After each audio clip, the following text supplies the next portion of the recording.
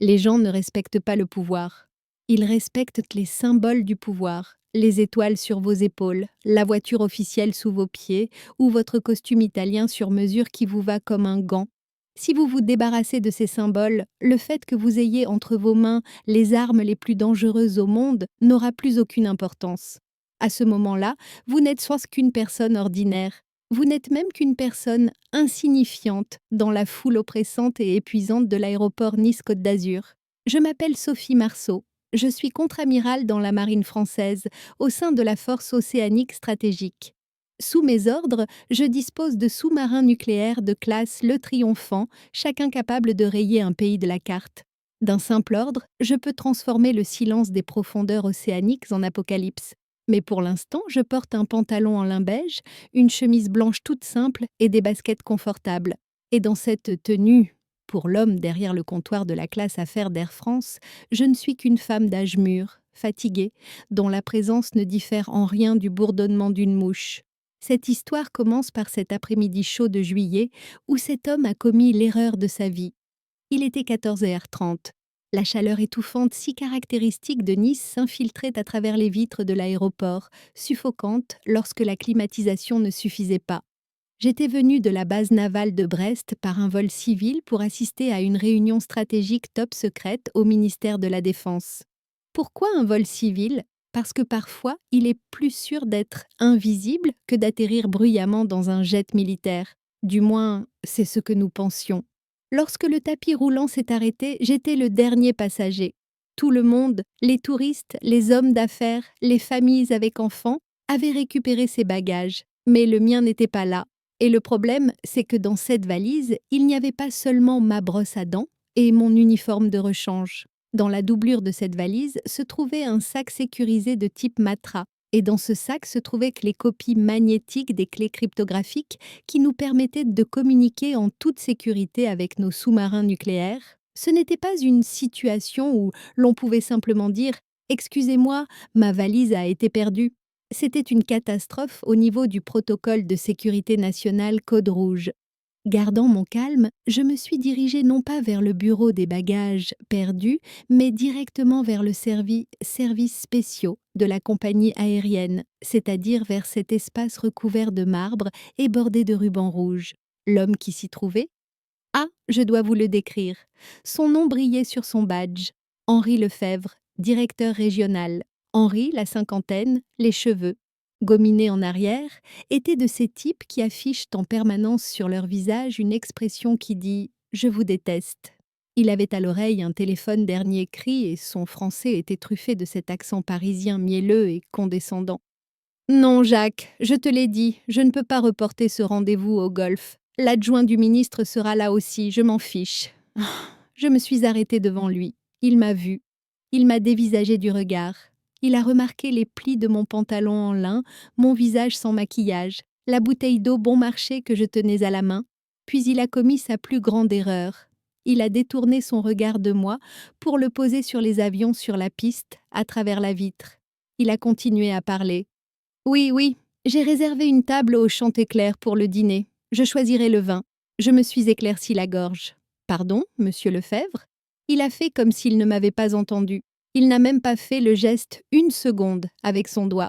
Il s'est simplement retourné. À ce moment-là, j'ai ressenti cette sensation familière, le calme glacial que je ressentais dans la salle de commande du sous-marin lorsque le sonar détectait une torpille ennemie. Ce n'était plus du sang qui coulait dans mes veines, mais de l'azote liquide.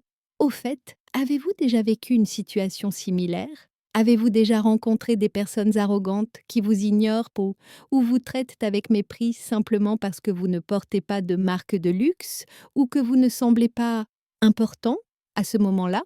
Si la réponse est oui, n'oubliez pas de vous abonner à la chaîne et d'aimer cette vidéo, car ce que je vais faire dans un instant résume tout ce que vous auriez voulu faire à ce moment-là, mais que vous n'avez pas pu faire.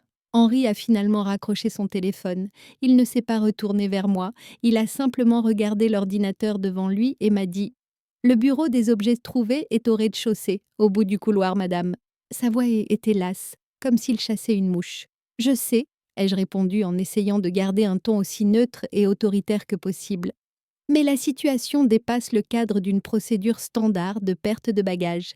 Ma valise devait arriver avec le vol 454. Elle contient des documents sensibles qui concernent la sécurité nationale.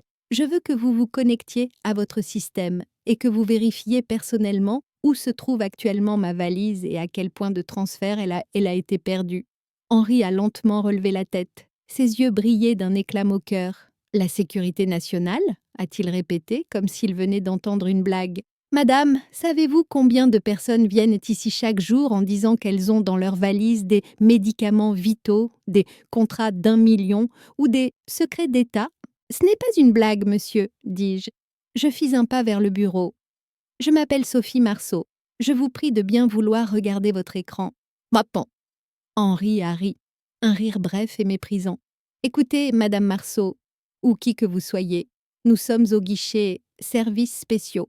Ici, nous nous occupons de nos passagers Gold, Platinum, Baspopondom et de statut spécial. Je ne m'occupe pas personnellement des dames comme vous qui voyagent en classe économique et vivent dans un monde imaginaire. Maintenant, s'il vous plaît, ne bloquez pas la file d'attente. J'ai de vrais clients qui attendent derrière vous.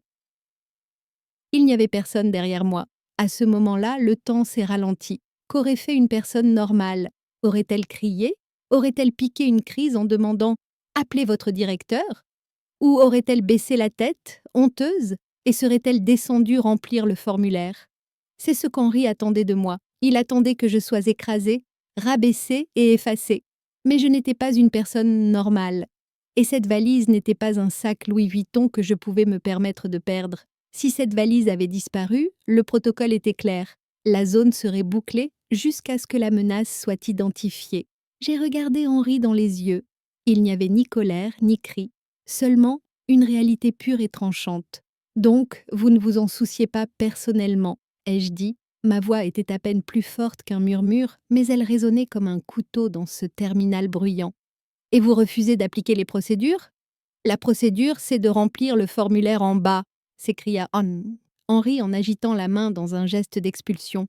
Si vous ne voulez pas que j'appelle la sécurité, partez immédiatement. La sécurité, murmurai-je. Je souris légèrement. C'était le dernier sourire d'un chasseur avant d'appuyer sur la gâchette. Excellente idée, monsieur Lefebvre. Vous n'aurez pas à vous soucier de la sécurité, car c'est moi qui vais la garantir. Je sortis de la poche intérieure de ma veste, non pas mon téléphone civil, mais mon téléphone militaire crypté, noir, relié à un satellite. Henri hésita un instant en voyant le téléphone. Il avait remarqué que cet appareil ne ressemblait à aucun autre disponible dans le commerce, mais son arrogance avait pris le dessus sur son bon sens. J'ai allumé le téléphone. J'ai y appuyé sur la touche 1 de la numérotation rapide. Il n'a fallu que 2 secondes pour que mon interlocuteur décroche. Ici le commandement central. Parlez, amiral, a dit la voix familière et disciplinée à l'autre bout du fil. Le lieutenant-colonel Dutheil. En regardant Henri, j'ai parlé lentement. Chaque mot était comme une balle qui tombait sur le sol en marbre de l'aéroport. Lieutenant-colonel, je suis à l'aéroport Taï de Nice. Code bleu silence. Situation critique. L'objet a disparu. Les autorités civiles locales ne coopèrent pas et il y a une potentielle violation de la sécurité. Je répète, l'unité contenant les clés cryptographiques est hors de mon contrôle.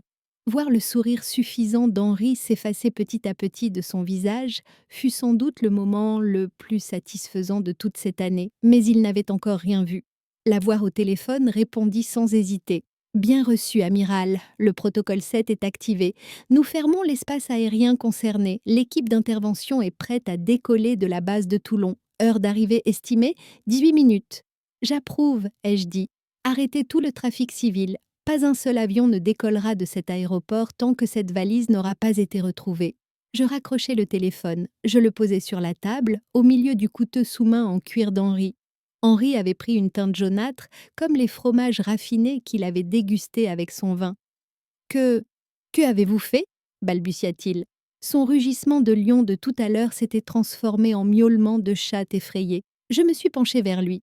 Dans ses pupilles, j'ai vu mon reflet, non pas celui d'une femme d'âge mûr fatiguée, mais celui de la dissuasion nucléaire française incarnée. « J'ai appelé quelqu'un qui s'occupera de vous, personnellement. » monsieur Lefebvre, dis-je. Et croyez-moi, il ne voyage pas en classe économique. Ah, Mathé, regardez votre montre, car dans exactement 18 minutes, cet aéroport deviendra le parking le plus cher du monde, et vous verrez comment vous serez écrasé sous ces formulaires que vous considérez comme insignifiants. L'histoire ne faisait que commencer, et Henri Lefebvre ne savait pas encore que la facture de cette journée s'élèverait à bien plus que quelques millions d'euros. Le cerveau humain a toujours du mal à accepter le désastre. Alors que la logique dit « ce n'est pas possible », la réalité frappe impitoyablement à la porte. Pour Henri Lefebvre, cette porte n'avait pas encore frappé. Seuls ses gonds grinçaient. Il regardait le téléphone militaire crypté posé sur son bureau comme s'il s'agissait d'une bombe prête à exploser à tout moment. J'avais dit 18 minutes. Il en restait 16. Henri tendit la main, tremblante, vers le téléphone interne de son bureau. Il allait probablement appeler la sécurité de l'aéroport ou la police pour leur dire « Une femme folle a envahi mon bureau ». Il appuya sur les touches. Il porta le combiné à son oreille. Puis il fronça les sourcils. Il appuya plus fort sur les touches. « Qu'est-ce que c'est que ça ?» marmonna-t-il. Il frappa le combiné et écouta à nouveau. « Ça ne marche pas, monsieur Lefebvre ?» demandai-je calmement. Je m'assis confortablement dans le fauteuil en cuir devant le bureau, comme si j'étais dans le salon de ma maison. Il n'y a probablement pas de réseau sur votre téléphone portable non plus, et sur le réseau Wi-Fi de l'aéroport. Henri sortit son téléphone portable avec effroi. Il regarda l'écran. Quand il vit « pas de service », son visage devint livide. « C'est impossible », dit-il. « Vous utilisez un brouilleur de signal ? C'est illégal. Nous sommes dans un aéroport international. Nous sommes actuellement dans une zone de défense hautement sensible, l'ai-je corrigé. Lorsque le protocole 7 est activé, la première étape consiste à isoler les communications. Ce n'est pas un brouilleur, monsieur. Nous appelons cela un bouclier électronique. À l'heure actuelle, seule mon autorisation permet à un signal de sortir de cette pièce, voire de ce terminal. Henri bondit sur ses pieds. Il n'y avait plus trace de son arrogance de directeur régional. Ce n'était plus qu'un homme d'âge moyen acculé dans un coin, en sueur. « Qui êtes-vous » hurla-t-il. Sa voix se brisait. « Qui êtes-vous vraiment ?» Je ne lui ai pas répondu. J'ai simplement regardé ma montre. 12 minutes, ai-je dit. Ce moment de silence est ma partie préférée dans les luttes de pouvoir. Pendant que votre adversaire essaie de comprendre ce qui se passe, vous connaissez déjà le résultat. C'est précisément à ce moment-là que je voudrais vous poser une question. Vous est-il déjà arrivé dans votre vie de vous taire alors que vous saviez que vous aviez raison, en attendant simplement que le temps parle à votre place? Si oui, vous connaissez alors le plaisir profond et silencieux que procure ce moment. Écrivez « J'ai vécu ce moment » dans les commentaires, car vous n'êtes pas seul. Dehors, quelque chose d'étrange commençait à se passer dans le terminal. Derrière les vitres, les voyageurs regardaient leur téléphone, les levaient en l'air, cherchant un signal. Les employés des comptoirs d'enregistrement se regardaient, tapotaient leurs écrans d'ordinateur. Les systèmes étaient bloqués. Les tapis à bagages étaient à l'arrêt. Le chaos s'installait non pas dans le bruit, mais dans un silence effrayant. Et puis, ce bruit s'est fait entendre. D'abord, une vibration sourde, semblable à un grondement de tonnerre venant de loin. Henri courut vers la vitre. « C'est quoi ce bruit ?» Je reconnaissais ce bruit. Je l'aurais reconnu à des milliers de kilomètres. Ce n'étaient pas des moteurs d'avions civils. C'était le bruit agressif et rythmé des hélicoptères de transport tactique à longue portée, Eurocopter et C-135 Caracal déchirant les airs. Le bruit caractéristique « bop, bop, bop » produit par les pales résonne dans votre poitrine. « Regardez, monsieur Lefebvre » dis-je en me levant lentement pour me diriger vers la fenêtre. « Nos invités arrivent. » Baissez mes ans, Au bout de la piste, 2 points noirs apparurent dans le ciel. Ils grossirent rapidement. Normalement, même un oiseau pénétrant sans autorisation dans cet espace aérien aurait déclenché l'alarme dans la tour. Mais à présent, les contrôleurs aériens dans la tour regardaient probablement leurs écrans radars figés. Car ces hélicoptères ne demandaient pas la permission à la tour, ils lui donnaient des ordres. Les hélicoptères ont atterri en ignorant les règles et l'ordre civil de l'aéroport. L'un d'eux s'est posé directement au milieu de la piste, devant un avion de la Lufthansa qui attendait son tour pour décoller. L'autre s'est dirigé directement vers le terminal où nous nous trouvions, au milieu du tarmac. Les énormes Airbus et Boeing sur la piste semblaient lourds et impuissant à côté de ces deux monstres d'acier noir. Les portes latérales des hélicoptères s'ouvrirent. Henri retenait son souffle derrière la vitre. « Mon Dieu !» murmura-t-il. « Ce sont les forces spéciales. » Des soldats vêtus de tenues tactiques noires de la tête aux pieds, le visage masqué et armés de fusils d'assaut HK-416, descendirent de l'appareil. Ils se déplaçaient avec une rapidité et une coordination inhabituelles dans un aéroport civil. Ce n'étaient pas des gendarmes ordinaires. C'était le commando Hubert, l'unité la plus élitiste et la plus meurtrière de la marine française. Le trafic sur la piste était complètement interrompu. Il régnait une atmosphère telle qu'aucun pilote n'osait même démarrer son moteur. Les véhicules de service au sol, les chariots à bagages, tout était figé. Henri s'est tourné vers moi. Ses yeux reflétaient une peur pure. « Vous avez fait ça?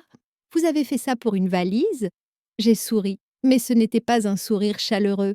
« Je vous l'avais dit, Henri, il y a plus que ma brosse à dents dans cette valise. Et vous m'avez dit de remplir le formulaire, n'est-ce pas ?» À ce moment-là, en bas, sur le tarmac, l'un des soldats qui venait de descendre, le commandant Tim, a pointé du doigt notre bureau. 4 soldats se sont mis à courir vers le bâtiment. « Je dois verrouiller la porte !» s'est exclamé Henri, paniqué. Il s'est précipité vers la porte. « Ne vous donnez pas cette peine, dis-je calmement. Cette porte s'ouvrira bientôt sans qu'il soit nécessaire d'utiliser la clé. » Et c'est ce qui s'est passé. Quelques secondes plus tard, la porte élégante en verre, dépolie du bureau des services spéciaux, ne s'est pas ouverte dans un grand bruit. Elle a littéralement explosé. Les 4 commandos qui entrèrent ne pointèrent pas leurs armes sur Henri, mais les braquèrent vers les coins de la pièce afin d'assurer la sécurité de la pièce. Puis, le commandant de l'équipe, un officier au grade de capitaine, entra sans retirer son masque. Il m'aperçut. Il baissa son arme, claqua des talons et fit un salut militaire impeccable. « Amiral, l'équipe bleue est à vos ordres. La sécurité des environs a été assurée. Les entrées et sorties ont été fermées. Le brouillage des signaux est actif. » Henri s'était effondré là où il se trouvait, sur le tapis coûteux. Ses jambes ne pouvaient plus le porter. Je saluai le capitaine d'un signe de tête. « Merci, capitaine. Voici la situation. Il s'agit d'un cas de disparition qui menace la sécurité nationale. Et ce monsieur, je désignais Henri, s'est montré quelque peu réticent à nous aider dans cette affaire. » Henri a essayé de parler en bégayant. Je suivais simplement la procédure. Je m'approchai de lui. Il n'y avait plus de table entre nous. Je portais toujours le même pantalon en lin et la même chemise, mais l'équilibre des forces dans la pièce avait complètement changé. « Monsieur Lefebvre, dis-je. » Le timbre métallique de ma voix était revenu. L'aéroport est actuellement sous quarantaine militaire. Cela signifie qu'à partir de maintenant, ce n'est plus une entreprise civile, mais un champ d'opération militaire. Et je suis le commandant de ce champ. Je me penchai vers lui et le regardai dans les yeux. Aucun avion ne décollera tant que je n'aurai pas retrouvé ma valise. Aucun passager ne quittera le terminal. Votre compagnie aérienne perdra des millions d'euros chaque minute. Et vous... Je posai mon doigt sur sa poitrine, sur son cœur qui battait la chamade. Maintenant, dites-moi, Henri, il y a un instant, vous me disiez que vous alliez dîner avec l'adjoint du ministre pour vous débarrasser de moi. Et maintenant, de qui voulez-vous vous occuper personnellement ? Henri n'a pas pu répondre, parce qu'il avait compris à ce moment-là. Il n'avait pas en face de lui un passager, mais une catastrophe. Et c'était lui qui avait provoqué cette catastrophe. Combien de temps faut-il pour qu'un bureau se transforme en centre de commandement militaire ? Je vais vous le dire, exactement 4 minutes. La salle Services spéciaux d'Henri Lefebvre, soigneusement aménagée, minimaliste et remplie d'œuvres d'art coûteuses, était désormais méconnaissable. Les photos de golf dans leurs cadres argentés et les poses à crayon en cristal qui ornaient le bureau en acajou avaient été brutalement écartées par les soldats. Ils avaient été remplacés par des ordinateurs portables militaires épais et résistants au choc, des modules de communication par satellite et des cartes tactiques. Henri s'était affalé dans le fauteuil en cuir au design raffiné qui se trouvait dans un coin de la pièce. Il n'était plus le maître des lieux, mais seulement un élément de décor indésirable. Les yeux écarquillés, il regardait les soldats installer des câbles et tirer les rideaux occultants. Je m'assis à la table, dans l'ancien fauteuil d'Henri. Devant moi, l'écran affichait le plan numérique de l'aéroport. « Capitaine, dis-je sans quitter l'écran des yeux. Où est le directeur de l'aéroport? Il attend à la porte, amiral, répondit le capitaine en jouant avec sa tablette. Il supplie qu'on le laisse entrer. De plus, nous avons reçu 3 appels urgents de Paris, du ministère des Transports, et le PDG de la compagnie aérienne. Je pense qu'il est en train de faire une crise cardiaque, sa secrétaire pleurait au téléphone. Santa Davidze des boss mettons mon. Qu'ils attendent, dis-je calmement. Pour l'instant, notre priorité n'est pas la diplomatie, mais la logistique. Je me tournai vers Henri. Il était toujours aussi pâle, mais il tenta de parler avec ce qui lui restait de son ancienne arrogance. C'est de la folie, murmura-t-il. Savez-vous ce qui vous arrivera si vous appelez le ministre? Vous déclenchez une crise internationale pour une valise. Je le regardai et lui souris légèrement. C'était le sourire d'un maître d'échecs qui vient de réaliser à quel point le coup de son adversaire était maladroit. Monsieur Lefebvre, dis-je, comment sont vos maths? Henri me regarda d'un air vide. Quoi? Les mathématiques, ai-je répété. Faisons un petit calcul, l'aéroport est fermé depuis 14 minutes. L'aéroport de Nice est le 3e aéroport le plus fréquenté de France. En moyenne, 1,2 avions atterrit ou décolle chaque minute. Chaque retard d'avion coûte en moyenne 25 000 € aux compagnies aériennes en carburant, en heures de travail du personnel et en pénalité de créneau. J'ai tapé un chiffre à l'écran et je lui ai montré. Le préjudice actuel s'élève à environ 420 000 € pour les seules compagnies aériennes. Et ce n'est qu'un début. Je ne tiens même pas compte des indemnités à verser aux passagers qui ont raté leur correspondance, des retards de fret et de la destruction de votre image de marque. Henri déglutit. Je pouvais voir sa pomme d'Adam bouger de haut en bas. Vous êtes sérieux? Dit-il. Je suis toujours sérieux, Henri. La vraie question est vente. Êtes-vous assez riche pour couvrir ces dommages? Car si cette valise n'est pas retrouvée, quelqu'un devra payer la facture. Et ce ne sera pas moi. C'est à ce moment précis que nous sommes confrontés à une réalité impitoyable de la vie. Parfois, nous voyons une petite négligence de notre part créer un effet papillon et se transformer en une énorme tempête. Ce petit pas que nous faisons pour échapper à nos responsabilités nous mène au bord du précipice. Avez-vous déjà vu les choses déraper alors que vous essayez de dissimuler une petite erreur? Si oui, écrivez « effet papillon » dans les commentaires, nous en discuterons. À ce moment-là, un jeune sous-officier de l'équipe technique s'est approché de moi, avec une feuille à la main. Il avait l'air inquiet. « Amiral, dit-il, nous avons accédé au système de suivi des bagages. Nous avons examiné ce que M. Henry a qualifié d'« erreur du système ». Quel est le résultat? Ce n'est pas une erreur, amiral, dit le soldat en posant le document devant moi. C'est une intervention. Les yeux d'Henri s'écarquillèrent. Que voulez-vous dire? Le soldat poursuivit. À 14 petits. Maintenant à 14 sont. Matin d'attaque à 18. Alors que votre valise passait sur le tapis roulant, le système a été désactivé manuellement. Le lecteur automatique de code barre a été désactivé à ce moment-là. Et plus intéressant encore, les caméras de sécurité. Que s'est-il passé avec les caméras? Demandai-je, ma voix prenant un ton métallique plus aigu. La section B, c'est-à-dire la caméra NDEcker dans la zone de tri des bagages, a été mise en mode maintenance à ce moment précis. Il n'y a pas d'image. Un silence pesant s'est abattu sur la pièce. La peur sur le visage d'Henri a laissé place à l'horreur, car lui aussi comprenait désormais. Il ne s'agissait pas seulement d'une valise perdue, ce n'était pas non plus un simple vol. Quelqu'un, dis-je lentement, en fixant Henri du regard, savait que j'étais dans cet avion, savait ce qu'il y avait dans cette valise, et a pris cette valise sur le tapis roulant pour l'emmener dans un endroit hors de portée des caméras. Je me suis levée et je me suis approchée d'Henri. Je n'avais plus en face de moi un directeur du service clientèle, mais un complice potentiel. Henri, dis-je, vous allez me dire qui travaillait pendant ce quart, tout de suite, maintenant. Je ne sais pas, balbutia-t-il. Les listes des équipes sont dans le système, mais le système est fermé. Nous allons ouvrir le système, ai-je dit. Mais tu dois savoir une chose. Si ton personnel est impliqué dans cette affaire, si cet aéroport abrite une taupe qui trahit la sécurité nationale, alors je ne me contenterai pas de te licencier.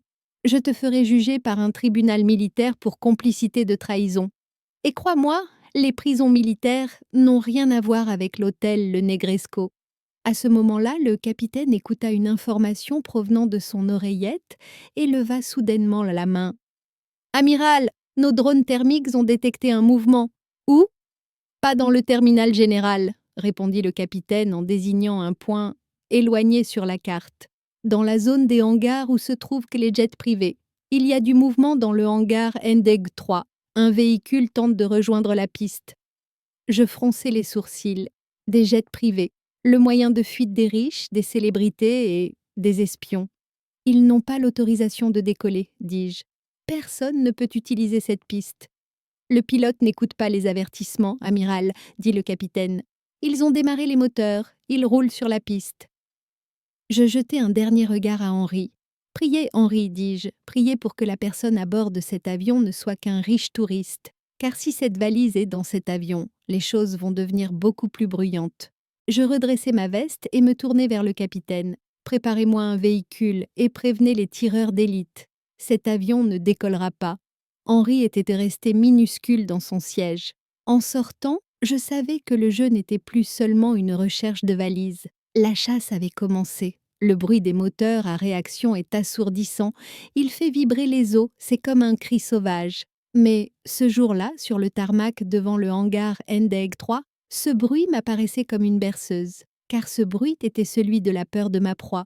Le vent me fouettait le visage tandis que la Jeep militaire roulait à toute vitesse sur la piste.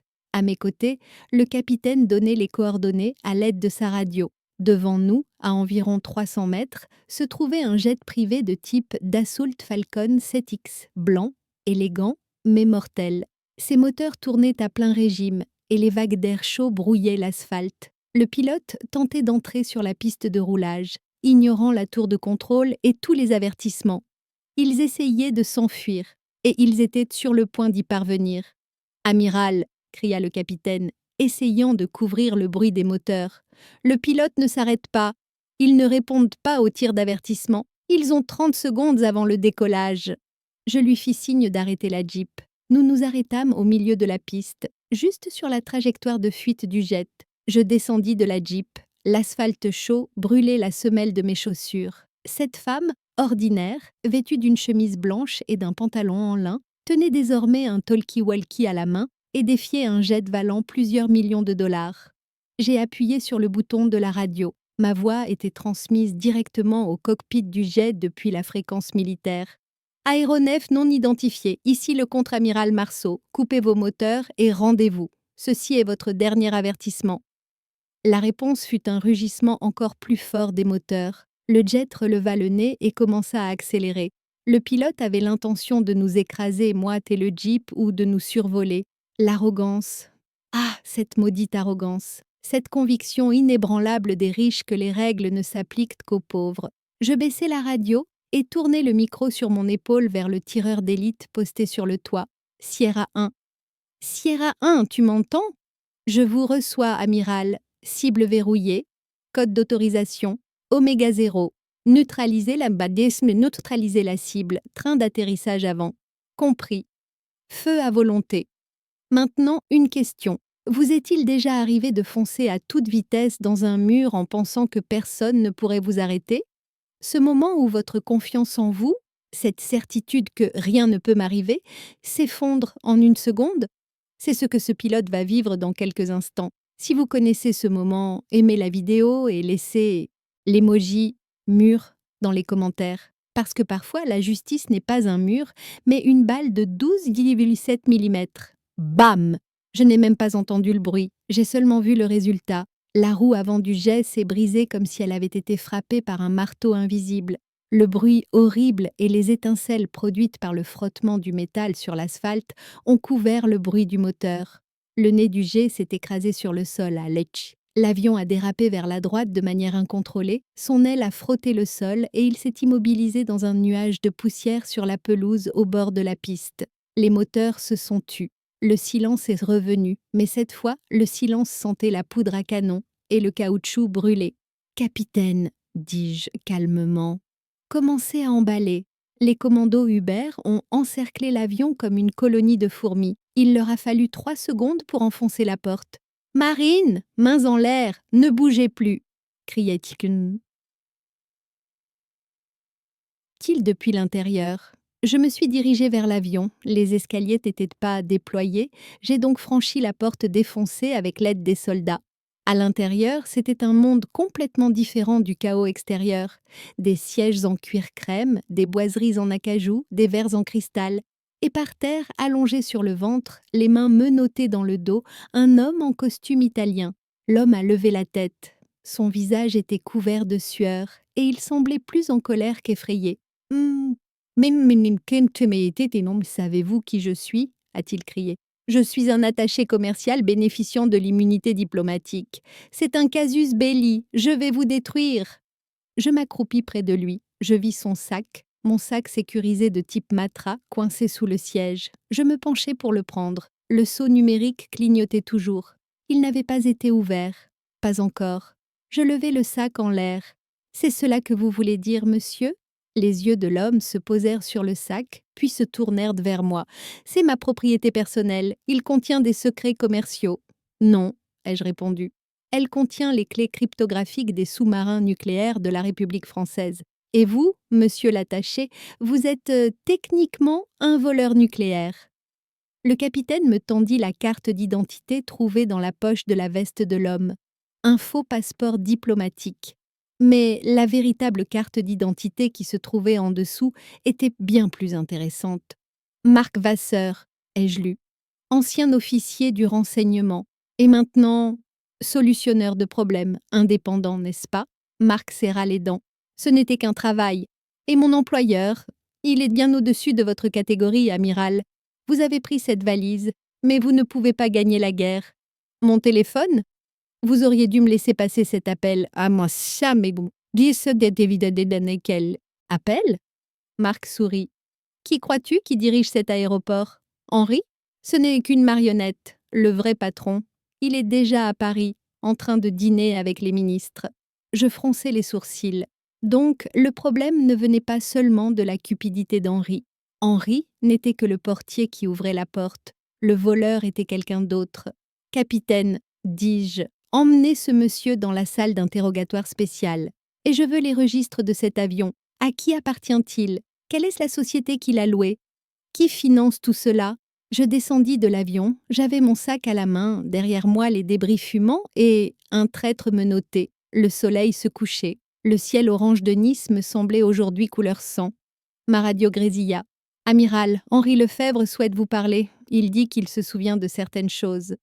J'ai souri. La peur est le meilleur remède pour rafraîchir la mémoire. J'arrive, ai-je répondu. Et dites-lui que plus sa mémoire est fraîche, plus sa peine sera réduite. En montant dans la Jeep, j'ai serré fermement le sac que je tenais à la main. J'avais récupéré les clés. Mais les paroles de Marc résonnaient dans mon esprit. Mon employeur est bien au-dessus de ton poids. Nous verrons bien. Voyons si le poids d'un sous-marin nucléaire sera trop lourd pour leur patron ou non. Voir le point de rupture d'un être humain est bien plus dérangeant que de regarder un os se briser. L'os fait craquer. Et c'est fini. Mais quand la volonté d'un être humain se brise, le silence envahit la pièce, alourdissant l'atmosphère. Quand je suis retournée au bureau des services spéciaux, Henri Lefebvre, dans son costume italien hors de prix, ressemblait à un enfant recroquevillé. Sa cravate était défaite, il essuyait sans cesse son front trempé de sueur. Dans le verre en cristal qu'il aimait tant, posé sur la table, il n'y avait plus que de l'eau tiède, et ses mains tremblaient trop pour tenir le verre. Je fermai la porte derrière moi. Il n'y avait plus que moi, Henri et les 2 commandos qui montaient la garde à la porte. À part le ronronnement de la climatisation, tout était silencieux. J'ai tiré une chaise et je me suis assis juste en face de lui, si près que mes genoux touchaient presque les siens. J'ai posé le sac Matra que je tenais à la main sur la table, entre nous deux. Henri, dis-je. Ma voix était douce, dangereusement douce. Tu as vu ce qui se passe dehors? Un jet fumant? Un ancien agent menotté et des tireurs d'élite postés autour de l'aéroport. Henri a secoué la tête, les yeux remplis de larmes. Je ne savais pas que ça allait se passer comme ça, je te le jure. Qu'est-ce que tu ne savais pas, Henri? Que cette valise contenait les protocoles de lancement des missiles nucléaires français? Ou que l'homme qui avait volé cette valise allait t'utiliser puis te jeter. On m'a juste parlé d'espionnage industriel, s'écria Henri. Ils m'ont juste dit 10 minutes, éteins la caméra en D4, arrête le tapis roulant, prends le sac qu'on t'a donné et remets-le au coursier dans le salon VIP. C'est tout. Ils m'ont dit qu'il contenait les dossiers d'appel d'offres d'une entreprise concurrente. Personne ne serait blessé. Je souris, un sourire amer. Les gens trouvent si facilement des excuses à leur trahison, n'est-ce pas? Le mensonge "personne ne sera blessé" est la phrase qui a marqué le début des plus grandes catastrophes de l'histoire. Et quelle a été ta récompense, Henri? Ai-je demandé. Elle a été le prix de ta trahison envers ton pays? Une villa? Une nouvelle Porsche? Ou peut-être une adhésion à vie au club de golf que tu aimes tant? Henri baissa la tête. Mes dettes de jeu, murmura-t-il. À Monaco, les choses ont mal tourné. Ils m'ont contacté. Ils m'ont dit qu'ils effaceraient mes dettes et me donneraient 200 000 euros en plus. J'étais désespérée. Le désespoir, l'excuse préférée du mal. Bon, Henri, dis-je en caressant le verrou numérique du sac, nous arrivons maintenant à la question principale. Qui t'a contacté? Qui a donné cet ordre? Henri a hésité. Sa peur était plus grande que sa cupidité. Si je le dis, ils me tueront. Ces hommes, ils ne sont pas comme vous, amiral. Ils n'ont pas de règles. Qui a dit que j'avais des règles? Je sortis mon téléphone de ma poche et le posai sur la table. Écoute, et Henri, Marc Vasseur a été arrêté. L'avion s'est écrasé. La partie est terminée. Pour l'instant, je suis ta seule chance. Je peux te faire juger pour trahison, ce qui signifie la prison à vie. Ou bien tu coopères, je te fais entrer dans le programme de protection des témoins et tu restes en vie. À toi de choisir. À ce moment-là, le téléphone portable d'Henri posé sur la table a vibré. L'écran s'est allumé. Il n'y avait pas de numéro d'appelant, seulement la mention « numéro privé ». Henri regarda le téléphone comme s'il contenait un serpent venimeux. « Décroche », lui dis-je. « Je ne peux pas », dit-il en tremblant. « C'est lui qui appelle. Il sait que j'ai échoué. »« Décroche et mets le haut-parleur », dis-je en haussant le ton. « Et fais ce que je te dis. Reste calme. Dis-lui simplement que le plan fonctionne. » Henri appuya sur le bouton vert avec son doigt tremblant. Il activa le haut-parleur. La voix au bout du fil était douce, grave et d'un calme inquiétant. La voix rassurante d'un homme politique ou d'un PDG, mais qui cachait un couteau derrière elle. « Henri, dit la voix, je ne vois pas l'avion décoller. » Et Marc ne répond pas au téléphone. « Que se passe-t-il là-bas, mon ami ?» Henri me regarda. Je lui fis signe de continuer. « Il y a un problème, monsieur, » dit Henri, la voix cassée. « Un contrôle, sécurité. Une procédure de routine. Mais je m'en occupe. Marc attend au bout de la piste. » Un profond soupir retentit à l'autre bout du fil. « Henri, Henri, Henri. Je t'avais dit de faire patienter cette femme, cette amirale. Où est-elle en ce moment? Est-elle encore en train de remplir ses fichus formulaires ?» Henri déglutit. « Oui, monsieur, elle attend dans le bureau, elle ne se doute de rien. »« Bien, » dit la voix. Cette femme est dangereuse, Henri, mais elle est aussi arrogante. Nous pensions qu'elle se noierait dans la bureaucratie. Et nous avions raison. Écoute, le plan a changé. Dis à Marc de ne pas rediriger la cargaison vers Marseille. Elle viendra directement sur mon yacht en Corse. Poséidon a levé l'ancre? Mes sourcils se levèrent. Poséidon, la Corse. Bien, monsieur, répondit Henri. Et Henri, dit la voix, dont le ton devint soudain glacial, si tu fais une erreur, tu sais que nous pouvons t'effacer comme nous avons effacé tes dettes, n'est-ce pas? Le téléphone se tut. Henri s'effondra sur place. Vous avez entendu? Dit-il haletant. J'ai entendu, Henri, répondis-je. Je me levai. Je savais désormais tout ce que j'avais besoin de savoir. Je n'avais pas reconnu la voix, mais je connaissais le nom Poséidon et l'accent particulier de cette voix. Le capitaine entra. Amiral, l'analyse vocale est-elle terminée? Ce n'est plus nécessaire, capitaine, répondis-je. La voix appartient à Julian Deegan. C'est un marchand d'armes international et le propriétaire de la société de sécurité privée Black Sand. Le capitaine me regarda avec étonnement. Black Sand? Mais c'est l'un des plus gros sous-traitants du ministère de la Défense. Oui, répondis-je en vérifiant mon arme. Et apparemment, ils en ont assez de remporter des appels d'offres. Ils veulent désormais avoir le pouvoir de les attribuer. Je me suis tournée vers Henri. Bravo, Henri, tu as fait le bon choix. Puis j'ai fait signe aux soldats. Emmenez-le d'ici, qu'il ne parle à personne. Et pour l'amour de Dieu, donnez-lui un verre d'eau. Pendant qu'on emmenait Henri, je regardais par la fenêtre de la pièce le ciel qui s'assombrissait. Capitaine, ai-je dit, préparez les hélicoptères et prévenez le navire amiral à Toulon. Où allons-nous, amiral? À Paris? Je secouai la tête. La colère froide avait disparu de mon regard. Elle avait laissé place à la flamme de l'instinct de chasseur. Non, capitaine, nous partons en mer. Si quelqu'un veut le contenu de ma valise, je le lui donnerai, mais pas par avion. Je souris. Je le lui remettrai moi-même, et je lui apporterai un petit cadeau supplémentaire. Toute la colère de la marine française. Je voudrais m'arrêter ici pour vous poser une question. Que ressentez-vous lorsque quelqu'un vous prend à la légère et se moque de vous en disant que vous allez vous noyer dans la bureaucratie? Bon, à ce moment-là, ressentez-vous cette flamme qui brûle en vous, cette envie de montrer à cette personne la vérité? Si votre réponse est oui, laissez un emoji en forme de flamme dans les commentaires, car maintenant, nous allons déverser cette flamme sur Poséidon. Dans quelle mesure l'attitude d'une personne peut-elle changer en fonction de ses vêtements? À l'aéroport de Nice, la femme fatiguée qui attendait dans son pantalon en lin froissé avait disparu.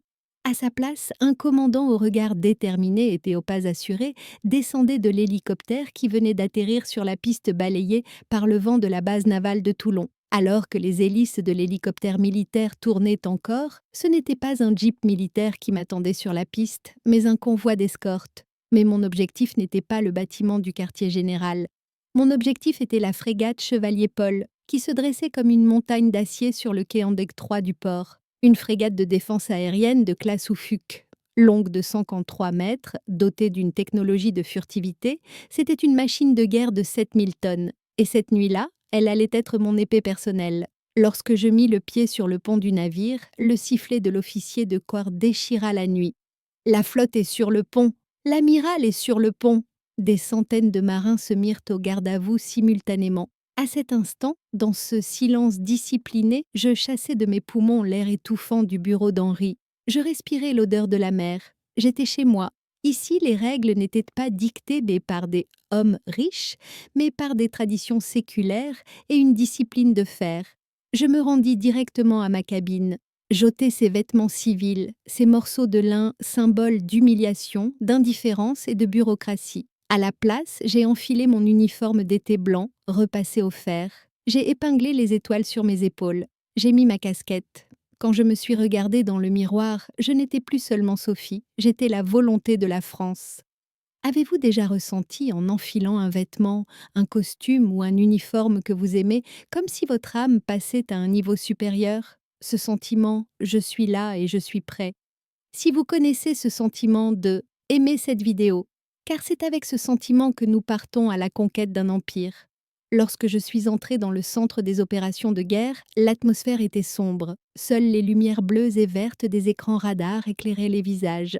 Le commandant du vaisseau, le colonel Renard, m'a salué. « Amiral, le vaisseau est prêt pour le combat. Les réacteurs sont à pleine puissance. Nous attendons vos ordres. » « Quelle est la situation, colonel ?» ai-je demandé en regardant la carte numérique sur la table tactique. La cible était le yacht Poséidon. Il a été repéré au large de Calvi, à l'ouest de la Corse. Il se dirige vers les eaux internationales à une vitesse de 28 nœuds. Il lui faudra environ 40 minutes pour franchir la frontière. Je regardais l'écran. Un petit point rouge tentait de s'échapper vers la zone de sécurité. Julian Deegan pensait qu'une fois dans les eaux internationales, il se trouverait dans une zone grise juridique et que nous ne pourrions pas l'atteindre. Quelle est notre vitesse? 32 nœuds, amiral. Il est mathématiquement difficile de le rattraper avant la frontière. Le colonel avait raison, une frégate est rapide, mais un yacht de luxe ne doit pas être sous-estimé. Deegan avait bien préparé son plan de fuite. Colonel, dis-je sans quitter des yeux le point rouge, nous ne le rattraperons pas. Le colonel me regarda avec étonnement. Comment ça, amiral? On abandonne la poursuite? Je souris légèrement. C'était le sourire de celui qui sait que le chasseur a déjà tendu son piège. Non, colonel, aux échecs, on ne peut pas poursuivre un pion avec un fou. On place une tour invisible devant le pion. Je tendis la main vers le micro. Officier de communication. Contactez notre frère noir sur la fréquence militaire, pas sur le canal 16. Les yeux du colonel se sont illuminés. Il avait compris ce que je voulais dire. Connexion établie, amiral. Le terrible en ligne. Même si... Le terrible. En français, cela signifie l'effroyable, un sous-marin nucléaire stratégique de classe Triomphant, le chasseur le plus silencieux et le plus meurtrier de l'océan. Et par hasard, il effectuait cette semaine-là une mission de patrouille fantôme au large de la Corse. Je pris le micro. Commandant, ici l'amiral Marceau. Confirmez votre position. Une voix grave, parasitée mais claire, répondit. Amiral, nous sommes à 2000 exactement devant la cible Poséidon, à 150 mètres de profondeur. Nous pouvons les entendre sur notre sonar, même le tintement des coupes de champagne. Très bien, dis-je, préparez-vous pour le protocole de remontée à la surface. Mais pas tout de suite. Je veux d'abord leur faire un peu peur. À vos ordres, amiral. Nous allons leur rappeler à qui appartient le fond des mers. Je retournai à ma table tactique. Julian Degan, à bord du Poséidon, se tenait probablement sur le pont, un verre de whisky à la main, souriant en regardant les côtes françaises qu'il venait de quitter. Il pensait que j'étais un bureaucrate, que je m'en tiendrais aux procédures, qu'une frégate ne pourrait pas l'arrêter dans les IAUs internationales. Il se trompait. Colonel, dis-je, en avant toute, mettez le Poséidon à notre portée et dites aux artilleurs de préparer le canon principal de 75 mm, pas pour tirer, juste pour montrer à qui il est destiné. Le navire accéléra, secoué par la puissance de ses moteurs gigantesques, alors que notre proue fendait les vagues. Une vague d'excitation monta en moi. Ce n'était pas une poursuite, c'était un métier en piège. Julian Degan pensait s'enfuir, mais en réalité, il se dirigeait droit vers un monstre qui l'attendait, la gueule grande ouverte, le terrible.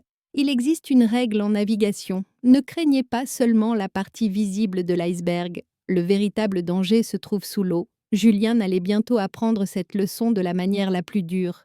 Je fis une annonce par haut-parleur. Tout le personnel à ses postes de combat. Ce n'est pas un exercice. Je répète, ce n'est pas un exercice. Dans l'obscurité de la nuit, au milieu de la Méditerranée, le chevalier Paul commença à glisser comme un fantôme. À l'horizon, les lumières du Poséidon commençaient à apparaître. La fête était terminée, mais le feu d'artifice ne faisait que commencer. Julian Degan se tenait debout sur le pont en teck du Poséidon, un verre en cristal à la main. Le vent faisait flotter sa chemise en soie, tandis que les lumières des côtes françaises s'éteignaient peu à peu derrière lui. À ses côtés se trouvaient ses gardes du corps, composés d'avocats, diplômés des meilleures facultés de droit du monde et de mercenaires. « Nous sommes à 3000 des eaux internationales, monsieur, » dit le capitaine d'une voix calme. « Le radar est dégagé.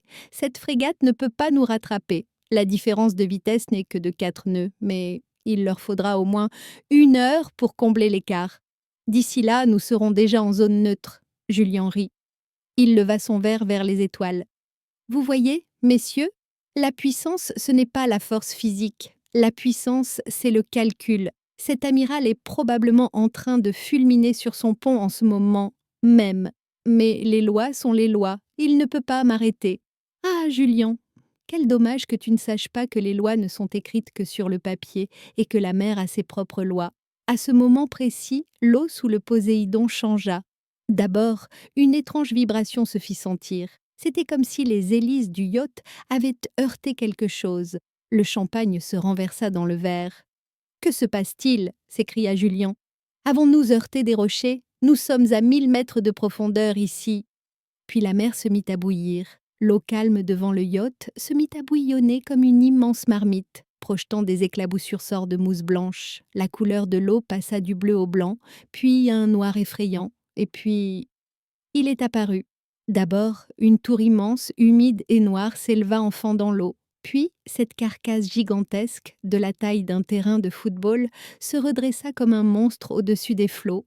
Des tonnes d'eau se déversaient en cascade de sa coque d'acier. Ce n'était pas une baleine, ce n'était pas un navire. C'était le sous-marin Le Terrible, l'épine dorsale de la force de dissuasion nucléaire française. À seulement 200 mètres devant le yacht, il s'élevait comme un mur. Les lumières fastueuses du Poséidon ressemblaient à des bougies éteintes sur la coque noire et opaque du sous-marin. Le drapeau français sur la tourelle du sous-marin se mit à flotter dans la nuit venteuse. Julien laissa tomber son verre. Le cristal se brisa sur le pont, mais aucun bruit ne se fit entendre, car à ce moment-là, la frégate Chevalier Paul qui les suivait alluma tous ses projecteurs. La mer sombre s'illumina soudain comme un stade. Devant eux, un sous-marin nucléaire, derrière eux, un navire de guerre entièrement équipé. Julian Degan était pris en sandwich au milieu de l'océan. Cette voix retentit dans la radio. Ma voix. Mais cette fois-ci, elle ne provenait pas de l'écouteur, mais du système audio externe du chevalier Paul, résonnant dans toute la mer. Ici l'amiral Marceau, commandant du groupe de combat de la marine française. Yacht Poséidon, arrêtez vos moteurs et jetez l'ancre. Julien courut vers la passerelle. Il saisit la radio. Sa voix tremblait, mais il essayait toujours de bluffer. C'est de la piraterie, c'est contraire au droit international. Vous ne pouvez pas m'arrêter. Je suis citoyen britannique et... Je l'interrompis. Monsieur Degan, dis-je d'une voix glaciale, ce qui se tient devant vous n'est pas un agent de la circulation. Ce tas de métal noir que vous voyez peut plonger un continent entier dans les ténèbres d'un seul coup de missile. Pensez-vous vraiment qu'il se soucie du droit international pour couler votre jouet en fibre de verre? Le hublot de la tourelle du sous-marin s'ouvrit. Des marins armés de mitrailleuses et des commandos équipés de lance-roquettes apparurent. Tous les canons étaient braqués directement sur le pont où se trouvait Julien. « Je vous offre 3 options, Julien », ai-je poursuivi. Premièrement, vous coupez les moteurs et vous vous rendez. Deuxièmement, vous essayez de vous échapper et le terrible fait exploser votre hélice avec une torpille. Troisièmement, vous demandez à vos avocats d'intenter un procès, mais vous devrez nager depuis le fond de l'océan pour vous rendre au tribunal. Il y eut un bref silence. Seul le vent et les vagues se faisaient entendre. Je vous pose maintenant la question suivante. Face à une puissance nucléaire, l'argent dans votre portefeuille ou les politiciens qui vous soutiennent ont-ils encore de l'importance? À ce moment-là, tous vos titres s'effacent et descendent, et vous n'êtes plus qu'un être humain effrayé. Si vous avez déjà ressenti ce sentiment de néant, mentionnez-le dans les commentaires. Julien regarda l'énorme sous-marin devant lui, puis la frégate derrière lui. Il se tourna vers le capitaine à côté de lui. Le capitaine secoua la tête. « Il n'y a rien à faire, monsieur. Ils vont nous détruire. » Julien se saisit de la radio. L'homme arrogant qui pensait diriger le monde avait disparu. Sa voix n'était plus qu'un murmure. « D'accord, nous arrêtons les moteurs. Ne tirez pas. »« C'est judicieux, » dis-je. « Maintenant, rassemblez votre équipage sur le pont. Et Julien, préparez cette valise. Je viendrai la chercher en personne. » Une chaloupe de combat fut mise à l'eau depuis le Chevalier Paul. Elle transportait Hubert et moi entièrement équipés. Alors que nous approchions du Poséidon en bondissant par-dessus les vagues, je ressentais une étrange sérénité. Ce n'était pas seulement une valise, c'était notre honneur. Et cette nuit-là, au milieu de la Méditerranée, personne n'apprit que l'on ne jouait pas avec l'honneur de la marine française. Quand je suis montée à bord, Julien était agenouillé sur le pont. Les soldats l'entouraient. Je me suis approchée de lui. Mon uniforme blanc brillait dans l'obscurité de la nuit. Je me suis accroupie devant lui. J'ai montré la valise. « Je crois que ça m'appartient », ai-je dit. Julien leva la tête. Ses yeux étaient remplis de haine. « Vous allez payer pour ça, amiral. Vous allez payer pour ce que vous êtes... Je sais, l'interrompis-je. Tu es celui qui a volé la mauvaise valise. Je pris la valise. Je me retournai. Alors que je marchais vers mon bateau, j'entendis Julien être menotté derrière moi. Mais l'histoire ne s'arrêtait pas là, car cette valise n'était qu'un début. Le dernier message que nous avions vu sur le téléphone de Julien montrait que les choses étaient bien plus complexes que nous le pensions. Le message ne contenait qu'un seul mot, Valkyrie. Qu'est-ce que Valkyrie? Et qui est impliqué dans cette affaire à Paris? Nous allons maintenant voir comment la guerre se poursuit, non pas en mer, mais dans l'ombre. Les tempêtes en mer sont honnêtes. Vous savez d'où vient le vent, vous voyez quand la vague va frapper. Mais les tempêtes sur terre, en particulier dans les salles aux rideaux épais et aux dorures dorées de Paris, sont sournoises. Le poignard vient toujours de là où vous vous y attendez le moins, d'une main qui vous sourit. Dans la salle sécurisée de la frégate Chevalier Paul, j'étais assis à côté du sac que Julian Degan m'avait remis. Les clés cryptographiques étaient en sécurité. Conformément au protocole, ma mission était terminée. Je devais retourner à Paris, remettre mon rapport, recevoir ma médaille et me retirer dans mon coin. Mais le téléphone portable de Julien, posé sur la table métallique devant moi, m'en empêchait. Le message clignotait toujours à l'écran. « Valkyrie, quelle est la situation ?» Le lieutenant Lemaire, officier de renseignement du vaisseau, transpirait devant son ordinateur. « Amiral, dit-il d'une voix inquiète, le numéro d'où provient ce message... Ce n'est pas une ligne civile. Qu'est-ce que c'est, lieutenant? Demandai-je sans quitter le téléphone des yeux. C'est une ligne fantôme, un réseau crypté et intraçable utilisé uniquement par les plus hauts responsables de l'Élysée et du ministère de la Défense. La personne qui a envoyé ce message n'est pas le patron de Julian. La personne qui a envoyé ce message est l'un de nos patrons. J'ai senti mon sang se glacer. Dans la mythologie scandinave, les Valkyries étaient des guerrières qui décidaient qui allait mourir et qui allait vivre sur le champ de bataille. À Paris, quelqu'un jouait à décider qui allait vivre et qui allait mourir, et les codes nucléaires n'étaient qu'une partie de ce jeu. Pouvez-vous localiser l'appareil qui a envoyé le message? Le lieutenant secoua la tête. C'est impossible, amiral, mais j'ai réussi à accéder à un fichier de données sur le téléphone de Julian. Le fichier s'appelle Blackout. Ouvre-le, ai-je dit. Ce qui s'affichait à l'écran n'était pas un plan de coup d'État militaire, c'était quelque chose de bien plus lucratif. C'était le plus grand plan de vol de l'histoire du monde moderne. Selon le plan contenu dans le fichier, les clés cryptographiques volées seraient utilisées pour couper pendant 6 heures les communications entre la flotte de sous-marins nucléaires français et leur centre de commandement. Pendant ce silence, la société Black Sand organiserait une fausse attaque terroriste contre un gazoduc en Afrique du Nord. L'impression que la France ne pouvait pas intervenir allait être créée, le marché de l'énergie allait s'effondrer et un groupe d'investisseurs ayant pris position à l'avance allait gagner des milliards d'euros. La sécurité nationale était devenue le jouet de la spéculation boursière. Le patriotisme était mis en vente. J'ai frappé du poing sur la table. La colère que j'ai ressentie à ce moment-là était bien plus grande que celle que j'avais éprouvée à l'aéroport de Nice. Car à l'époque, je m'étais simplement sentie humiliée. Aujourd'hui, je me sentais trahie. Je voudrais vous poser une question. Avez-vous déjà vécu ce moment où vous avez découvert que l'institution ou la personne en qui vous aviez le plus confiance, sur laquelle vous vous appuyiez, vous avez en fait trahi? Cette nausée, ce vertige. Si vous connaissez le goût amer de la trahison, écrivez les masques sont tombés dans les commentaires, car à Paris, l'heure était venue de tomber les masques. Lieutenant, dis-je en me levant, copiez ces données, faites-en 2 copies, gardez-en une et, s'il m'arrive quelque chose, transmettez-la directement à la presse. Que vas-tu faire, amiral? J'ai ajusté la veste de mon uniforme. Dans le reflet du miroir, j'ai vu une femme fatiguée mais déterminée. Je retourne à Paris, ai-je dit, mais pas pour faire mon rapport, pour demander des comptes. Lorsque l'hélicoptère m'a ramené à Toulon, l'aube se levait. De là, j'ai pris un jet militaire pour Paris. Mais je ne me suis pas rendue au ministère de la Défense. Au lieu de cela, j'ai demandé au taxi de me conduire dans le quartier le plus luxueux et le plus intouchable de la ville, dans ce célèbre club privé de l'avenue Montaigne. Je savais que l'architecte de l'opération Valkyrie n'était pas au ministère à ce moment-là, mais qu'il était en train de fêter sa victoire autour d'un petit déjeuner. Lorsque je suis entrée dans le club, le réceptionniste s'est avancé vers moi. Je suis désolée, madame, cet endroit réservé aux membres et notre code vestimentaire. En voyant mon uniforme d'amiral et les médailles sur ma poitrine, l'employé s'est tu. Ma tenue est-elle appropriée, mon garçon? Ai-je demandé. Oui, amiral. Bien sûr.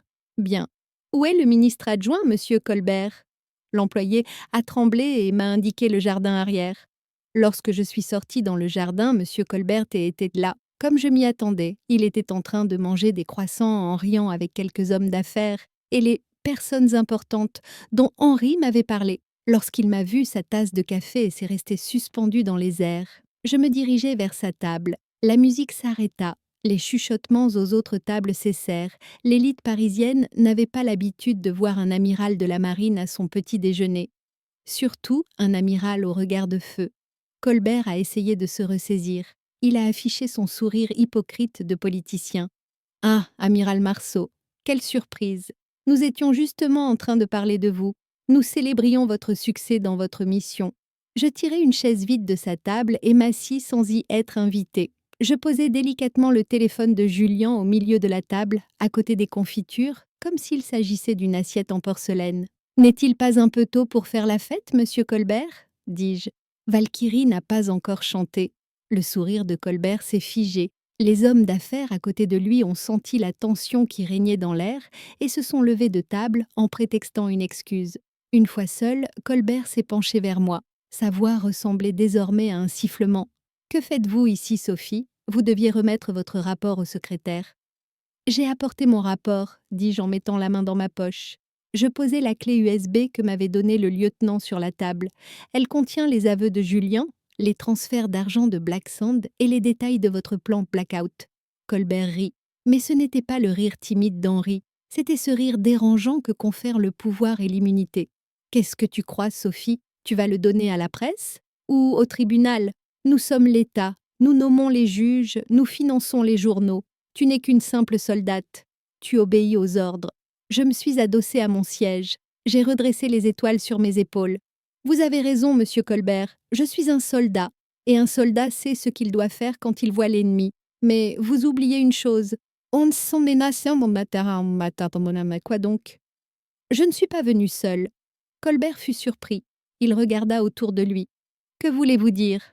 À ce moment-là, mon téléphone sonna. Je pris le haut-parleur. Amiral, dit le colonel Renard, commandant du navire, chevalier Paul. Sa voix résonna dans tout le jardin. Les coordonnées de la cible ont été confirmées. Le système de contrôle des missiles est actif. Nous attendons vos ordres. Colbert pâlit. Vous êtes fou? Nous sommes à Paris. Vous allez lancer un missile sur votre propre capitale? J'ai souri. Non, monsieur Colbert, les missiles ne visent pas Paris.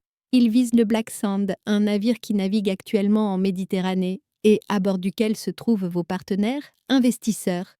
Et si vous ne rédigez pas votre démission dans les 5 minutes et ne la remettez pas au procureur, ce navire aura coulé avant l'ouverture de la bourse. Colbert m'a regardé avec horreur. Vous ne pouvez pas faire ça. C'est un casus belli. C'est un nettoyage, monsieur Colbert, dis-je en regardant ma montre. Il vous reste 4 minutes. Vous préférez utiliser votre stylo ou le mien? Alors que Colbert fouillait dans la poche intérieure de sa veste, les mains tremblantes, je savais que la bataille la plus difficile était terminée.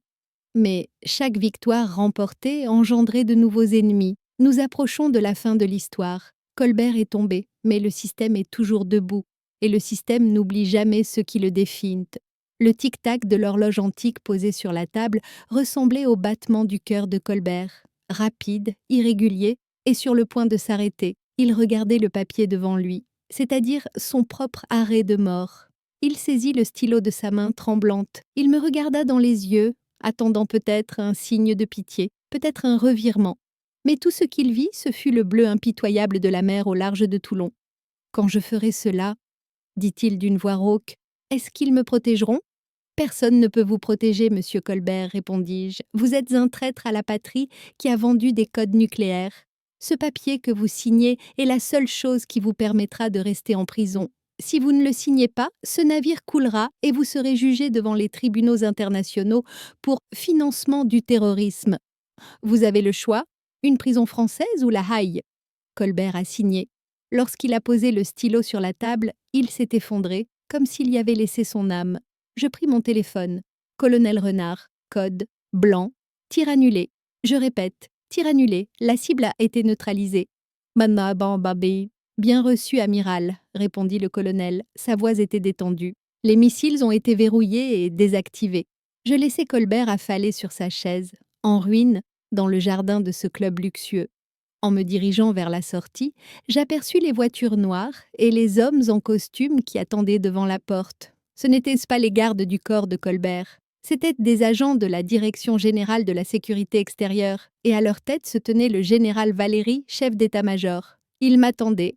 Le général Valéry était un homme que je considérais comme un père et que je respectais. Mais à ce moment-là, son visage était recouvert d'un masque bureaucratique et sévère.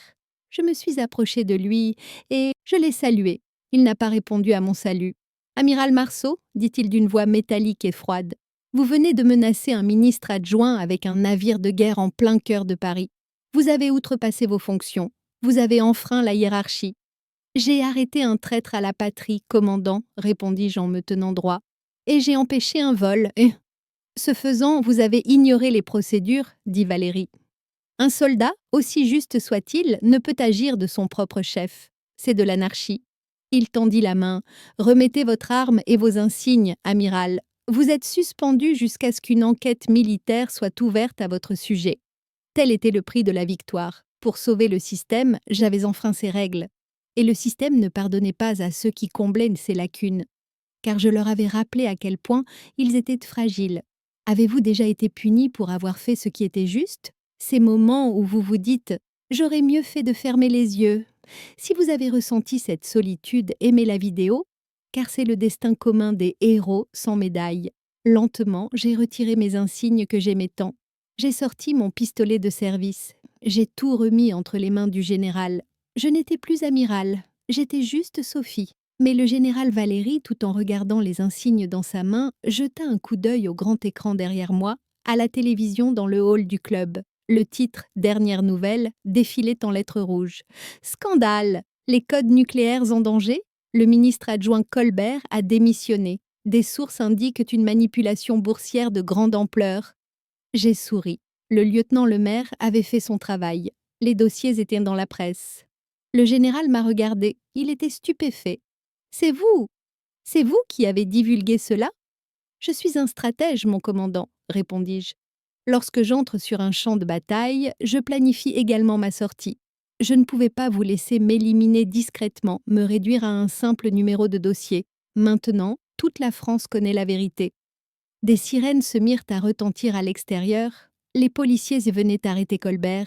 Les journalistes s'étaient rassemblés devant la porte du club. Que va-t-il se passer maintenant, Sophie? Demanda Valérie, abandonnant un instant son attitude officielle. Ta carrière est terminée, la marine ne te reprendra jamais. J'ai haussé les épaules. Ma veste blanche n'avait plus de grade, mais elle n'avait jamais été aussi légère. Peut-être, répondis-je, mais ce soir le peuple français dormira en paix, et ces investisseurs perdront des milliards d'euros. Ma carrière n'est qu'un petit prix à payer pour cela. Sans me retourner, je me suis enfoncée dans la foule, les caméras et le chaos. Non pas en tant qu'amiral, mais en tant que femme libre. Mais l'histoire ne s'arrête pas là, car chaque fin est le germe d'un nouveau départ. Et mes germes allaient pousser avec une force que vous ne pouvez imaginer. On dit que la vengeance est un plat qui se mange froid. Je pense qu'il se trompe. La vengeance n'est pas un plat. La vengeance, c'est la première bouffée d'air frais que vous prenez après avoir laissé tomber le fardeau qui pesait sur vos épaules. La justice, c'est la chaleur du soleil qui vous caresse le visage lorsque vous prenez cette bouffée d'air frais. 3 ans se sont écoulés depuis cette journée chaotique à l'aéroport de Nice. Savez-vous où je suis en ce moment? Non, je ne suis pas dans une cellule de prison. Je suis à l'ouest de Toulon, dans la ville de Sanary-sur-Mer, sur la terrasse d'une petite mais élégante maison de campagne avec vue sur la mer. J'ai devant moi un café chaud et mon ordinateur portable sur les genoux. Je porte les mêmes vêtements confortables en lin que ce jour-là, mais plus personne ne me regarde avec mépris. La nuit où j'ai été renvoyée de l'armée, certains ont pensé que ma vie était finie. Les journaux ont fait leurs gros titres pendant des jours. Héros ou traîtres ont-ils débattu? Mais ils ont oublié une chose, j'étais amiral. Et les amiraux ne se noient pas quand leur navire coule. Ils tracent une nouvelle route. Mais où sont les autres? Que font ces hommes intouchables aujourd'hui?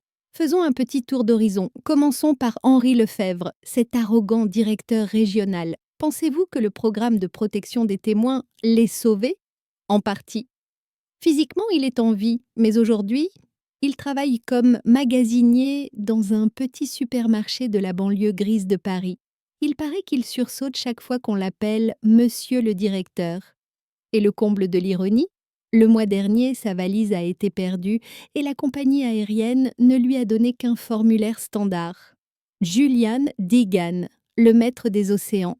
Le yacht Poséidon est désormais utilisé comme navire-école par les gardes-côtes français. Julien, quant à lui, est dans une prison de haute sécurité près de Lyon, dans une cellule de 12 mètres carrés, occupé à réfléchir aux 18 prochaines années. Ses avocats ont tout essayé, mais les preuves contenues dans cette valise étaient si solides que même les juges le regardaient avec dégoût. Et M. Colbert, ce puissant secrétaire d'État, sa démission n'était qu'un début. Lorsque le scandale a éclaté, son parti l'a immédiatement abandonné. Il a été assigné à résidence pour soutien indirect au financement du terrorisme. Sa femme l'a quitté, ses enfants et ont changé de nom de famille. Aujourd'hui, il lui est interdit d'entrer dans le club qu'il aimait tant sur l'avenue Montaigne. Il lui est même interdit de passer dans cette rue. Et moi, Sophie Marceau, en mon Retirant mes grades cette nuit-là, le général Valéry m'a en fait rendu service. Il m'a libéré de cette bureaucratie lourde et corrompue. Grâce aux documents que j'ai divulgués cette nuit-là, je n'ai pas seulement révélé un scandale, j'ai également mis au jour une faille de société pumelle et de cybersécurité mondiale. Cela a attiré l'attention des plus grandes entreprises technologiques du monde. Aujourd'hui, je dirige ma propre entreprise, Marceau Stratégie et Gestion de crise. Je conseille des entreprises, des gouvernements et même certaines compagnies aériennes sur les questions de failles de sécurité et de leadership en situation de crise. L'argent que j'ai gagné l'année dernière dépassait le total de mes 30 ans de salaire dans la marine. Mais l'argent n'a pas d'importance. Ce qui compte, c'est la fondation Valkyrie que j'ai créée avec cet argent. Que fait cette fondation? Elle apporte un soutien juridique et financier aux femmes victimes d'injustice, qui ne peuvent pas se faire entendre et qui sont écrasées par les rouages de la bureaucratie. Nous leur disons: vous n'êtes pas insignifiante. Nous leur rappelons la force qui est en elles. Je voudrais maintenant vous poser une dernière question. Au début de cette histoire, j'étais une femme désespérée qui avait perdu sa valise. À la fin, je suis devenue une leader qui a renversé un empire. Pensez-vous que justice a été rendue? La punition infligée à ces hommes était-elle suffisante? Ou bien, si vous aviez été à ma place, auriez-vous agi différemment lors de ce dernier coup? Rendez-vous dans les commentaires, car votre histoire commencera aussi par quelqu'un qui vous sous-estimera. Et à la fin, c'est vous qui tiendrez la plume. Je m'appelle Sophie, et voici mon protocole. Merci d'avoir regardé. N'oubliez pas de vous abonner et de ne jamais, jamais abandonner.